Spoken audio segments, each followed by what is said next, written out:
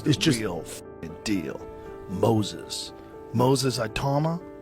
Do you know who that motherfucker is? 20-year-old heavyweight. Oh, yes. Bro. Did you see what he did to Dillian White? Yes, he's a problem. Bro. Yes. He's no a problem. Yeah. That guy's a real Is he only 20? problem. 20 years old. Yeah. Wow. He's just slightly older than Tyson was when he won the title, so he can't be the youngest guy to ever win the title. Damn. This motherfucker is so fast. He moves like a middleweight. I know. Here's Look at Itauma. that. Watch this Look at guy. that. It's great for what he do, his skills and his power and his attribute and he's smart. Yeah. He's definitely smart. He can box his ass off. That is a bad dude. You hear me? That is a bad dude. You understand me? They don't give him credit because we don't see him that much. I know we're in the same weight class. I know we can fight each other, but when it comes to Moses, I enjoy watching him. He just seems to dominate throughout, sharp, accurate, doesn't waste any. Yeah, he had him on the back foot from the very beginning because he's a hard, sharp puncher and he's very clever. So he puts punches in the right place, and he's so quick to change from head to body, which makes him very, very dangerous. In the ruthless arena of heavyweight boxing, only the truly exceptional grab the attention of reigning champions, and rising star Moses Itauma has done just that. Itauma. Look at that. Watch this Look at guy. that. That's that Samoan or whatever it is. Bro, look at the skill. It's the skill, the movement back and Dylan forth. White's no joke either. Dylan White's no joke. Look at this. It'd be nice if you said his name right. It's Dillian, but Dillian, it's all right. Bro, he tuned this guy up. One round, man. I mean, again, White is past his prime. He's also gotten and- beat up. White's gotten. Yeah, sure. Tyson Fury beat him up. A lot of guys But beat this him is up. the but test still, you want for this young contender. It's the way he did it. He Yes. did it like, I'm a world champion. Mop the floor with him. Yeah, Didn't Deontay Wilder start him as well? I think he's a good kid. I've said in the past that I think he can be a champion, and I do think, just like I said with Jared Anderson, I think Jared and Moses are very, very both good fighters. However, there's a lot of temptation. There's a lot of stuff outside of boxing that makes fighters not achieve what they should have done, and it's the same old story. If I woulda, shoulda, coulda. If I didn't get involved with these people, if I didn't go out and drink, if I didn't get involved this, that and the other, then I would have if I woulda, shoulda, coulda. That's why I can sit here today and say I always wanted to not be a woulda, shoulda, coulda guy. I am the guy who did everything he could. And they're only starting off a career, so if they can stay on the right path and away from all the idiots, away from the women, away from the drunken nights, away from all the cranks, then I believe both of them can go on and win one. Adam Smith didn't hold back after Moses Itauma's knockout of Jermaine Franklin, calling the finish shocking and unmistakably powerful. Itauma made history as the first fighter to stop Franklin, leaving the crowd at ringside in awe and cementing his reputation as a rising heavyweight threat. I don't think there's been a better Magnificent Seven than tonight. What a night. What a really good show.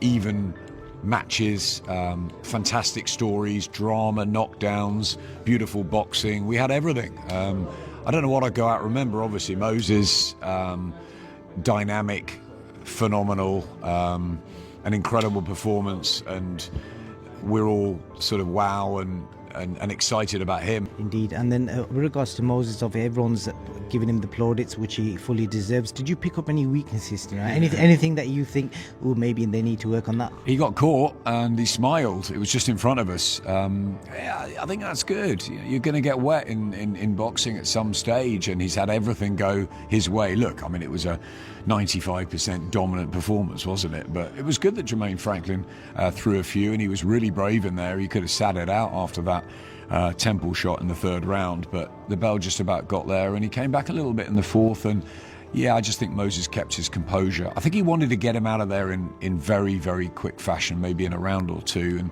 he got back to the corner and Ben just calmed him down, and he got back to the game plan. I thought he worked the body brilliantly. He feinted fantastically tonight. I thought he was very aggressive. He stood in front of him. I think he wanted to make that statement, but I didn't see the uppercut coming, so I'm sure Jermaine Franklin or his team didn't either. Former world champion Carl Froch, famed for his no-nonsense takes, and veteran analyst Johnny Nelson, celebrated for his technical eye, were blown away by Moses Itauma. Both highlighted his explosive knockout power, drawing comparisons to a young Mike Tyson and signaling the arrival of a true heavyweight force. But initially, I could see, I liked how Moses was smart, he was clever. He didn't use his brute force as a big guy. He was brain. He boxed. That southpaw style, jab to the head, jab to the body, veer the shots like he was on the punch bag, kept his distance, didn't get giddy and exciting. And that kind of calm and patience for a man at 20 years old, going into his biggest test at this stage. It doesn't matter what age Dillian was at.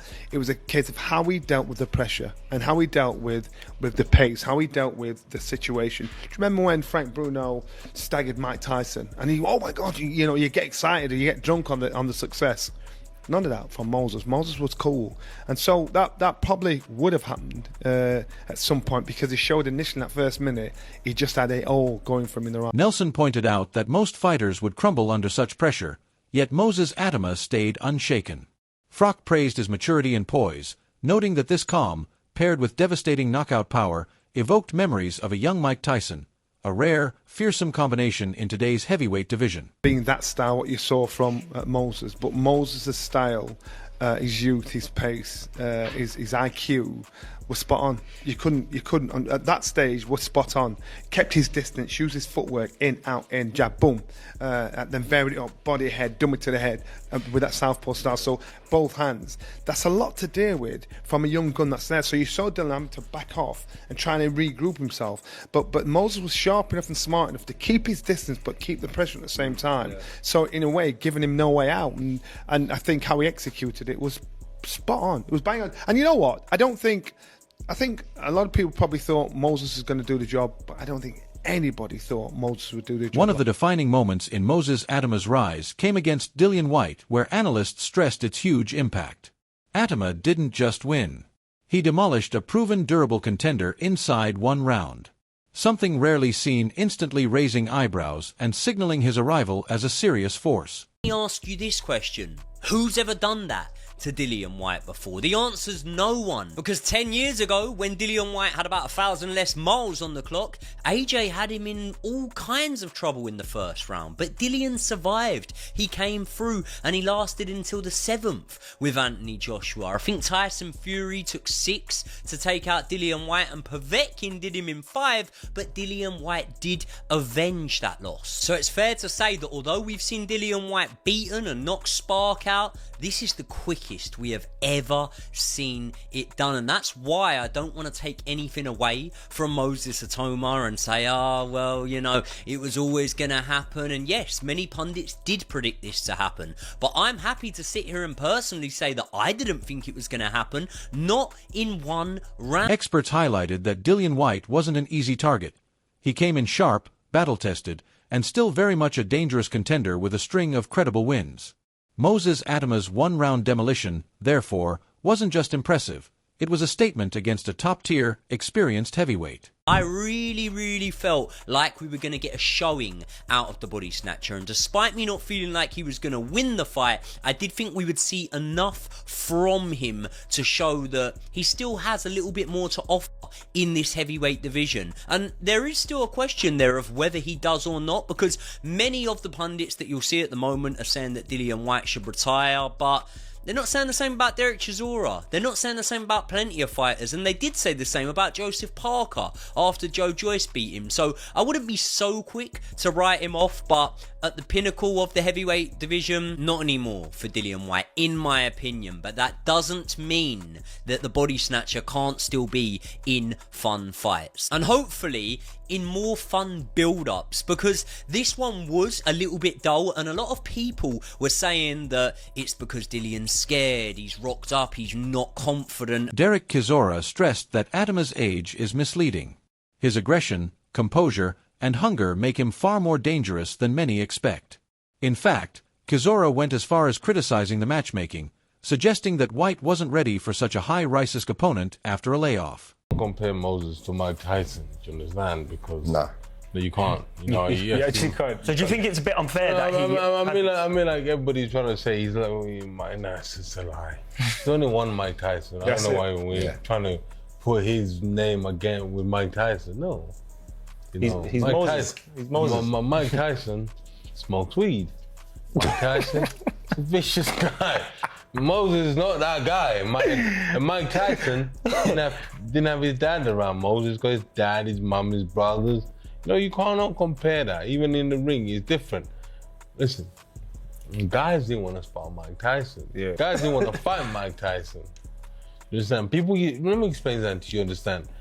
People used to get to the stadiums before they opened to see Mike Tyson. Yeah. Mike Tyson was different. I think what Moses was comparing himself being to win it at 20 years of age. I don't care. There's only one Mike Tyson. You cannot compare. Is that all right? Derek, I don't care. I'm with Derek on this. Yeah, I'm certainly not going to argue. Moses is Moses. Yeah. He's got his own path. So we cannot compare Moses to Mike Tyson. We shouldn't. Never. Yeah. Could never do that. Yeah, there's always been one Muhammad Ali. Everybody's tried it, and they cannot do it. Yes. Yeah? 100%. Do you understand? So people cannot say, oh, it's like Mike. No, there's only one Mike Tyson, and there's only one Muhammad Ali. That's it. And there only will ever be one Mike Tyson and one. Parker's trainer didn't hold back, praising Moses Itauma as the next big force in heavyweight boxing. He suggested that a showdown with Joseph Parker wouldn't just be thrilling, it would be a defining test for Moses, potentially catapulting him straight into world title contention if he proves himself against a seasoned, proven champion. If Moses Itauma is as good as we all think he is, he wins the fight, and he wins it in fashion. Yeah, Moses Itauma, it's almost like they're picking opponents for him already. One of the opponents that has been at least earmarked for Moses this year maybe is Joseph Parker. Let's hear from Joseph Parker's manager and trainer, Andy Lee. This is what he had to say about a potential Joseph Parker versus Moses Itauma showdown. For me, Moses is the future of the heavyweight division. For Moses, it's a risky fight. For Joe, it's a risky fight because there's no upside to beat Moses for Joe. There is. He's building his name. He's a significant heavyweight now, Moses, but he's an up and coming guy, and Joe's already at the top. Moses Itauma versus Joseph Parker. Of course, I think Joseph Parker is the interim champion. Moses is #1. That title becomes vacant. That's how that fight happens. Yeah. That title, Oleksandr Usyk decides he doesn't want to go in against Joseph Parker because that's the next fight that's been ordered, mandated by the WBO. He relinquishes that title. Then it's a must-happen fight because it's a case of Moses Itauma getting the opportunity against Joseph Parker with the world title on the line. So you think, that's enough temptation for me to go right now, because there's a lot of people talking about don't go too soon and all that, but when you get those sort of opportunities, maybe that is the right fight. I mean, I don't know where you're at on that, Simon, but I think... ready for a Joseph Parker? I mean, yeah, if he's #1 in the division, the validity of that fight for both fighters sits up on the fact that if the belt's stripped away from Oleksandr Usyk, which we think it will because he'll vacate and not take the fight against Joe Parker. Even before stepping into the pro ranks, Moses Itauma was already a standout. Undefeated as an amateur with 24 wins, 11 by stoppage, he dominated at school, junior, youth European, and world competitions. Observers were blown away by his polished footwork, tight defense, and crisp combinations, all honed by years of disciplined training. By 18, he already carried the ring IQ and composure of a seasoned professional. That foundation made his transition to the pros seem almost effortless, and today, his confidence, precision, and rapid rise have analysts comparing him to elite-level heavyweights far beyond his years. How many amateur fights he'd had? For someone who looked so polished, I was turning pro so young, bear in mind he'd only just turned 18 at the time, right? This is 2 years ago, maybe 3 years ago now. I really wanted to know how many amateur fights he had to look as polished as he did.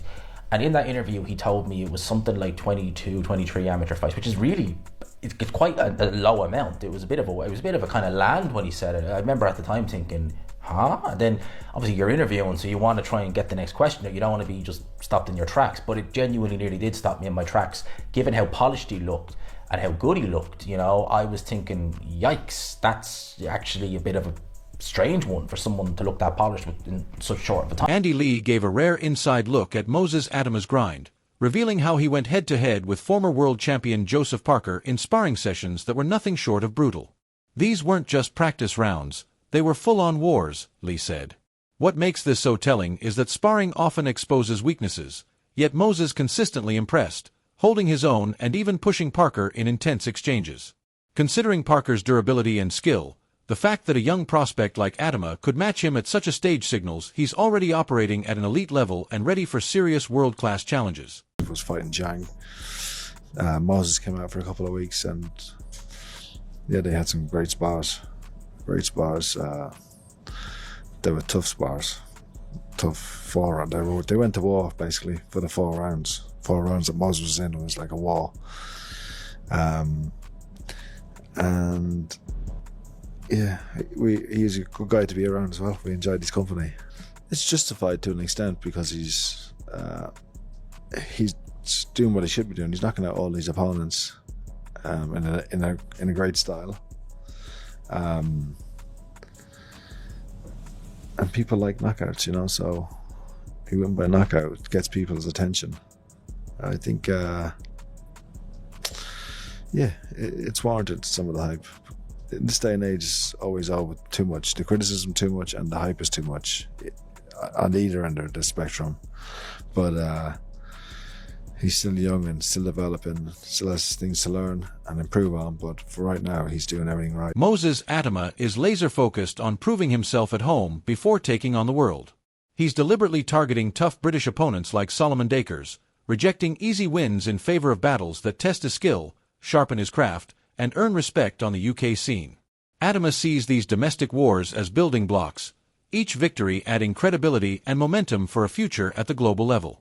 His approach shows raw ambition, intelligence, and a hunger to develop into a true world-class heavyweight, not just a highlight reel knockout artist. My team, we mentioned a few names. Obviously, we've got like Justice Hooney, Dempsey McKean, Simon Keane, Tom Schwartz.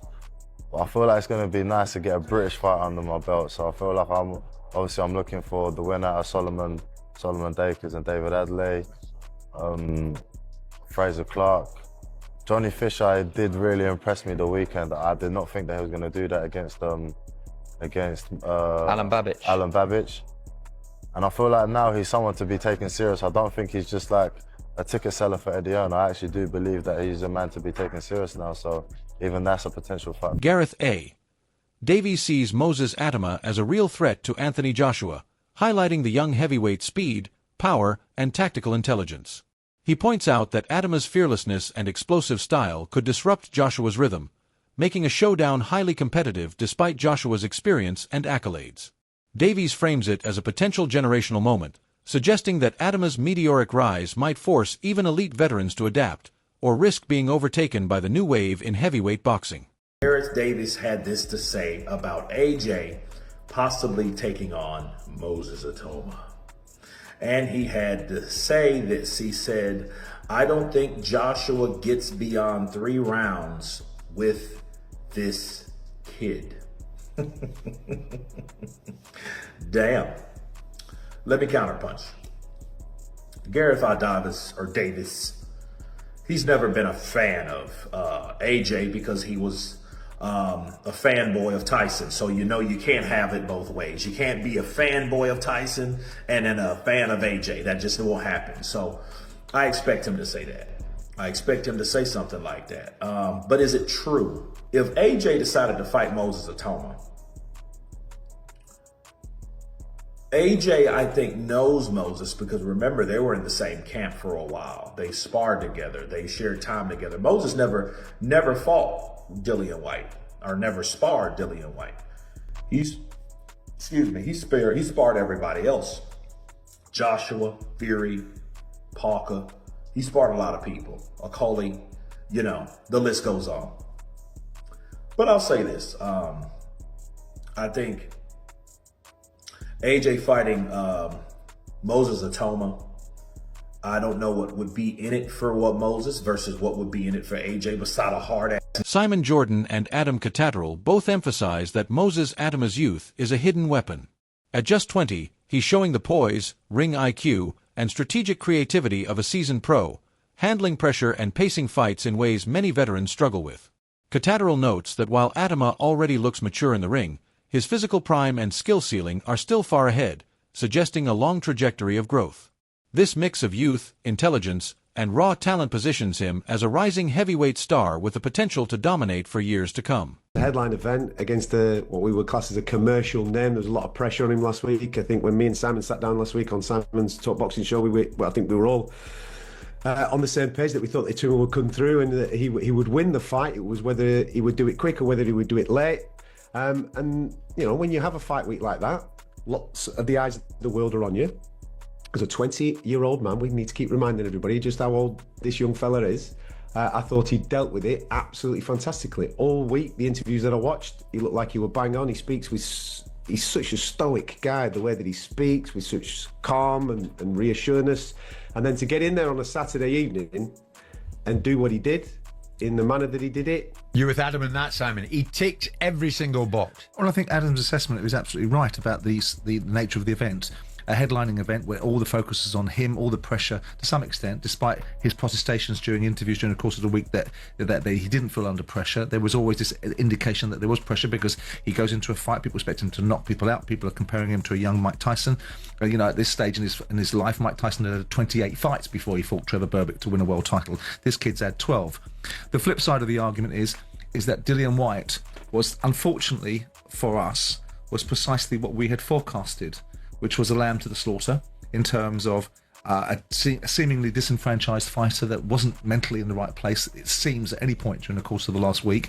I think that was amplified on Saturday night, watching him walk into the ring. I know that we do have a tendency to analyse ring walks more than we once used to, but they form... British boxing veteran Lawrence Okolie, celebrated for his expertise across multiple weight classes and his candid fight assessments, lavished praise on Moses Itauma following his explosive first-round knockout of Dillian Whyte.